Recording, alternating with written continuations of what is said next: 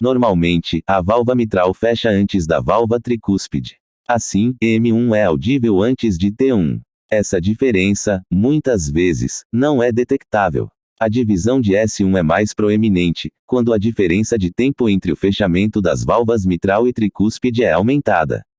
Isso pode acontecer com o fechamento precoce da válvula mitral ou um fechamento tardio da válvula tricúspide em relação à válvula mitral.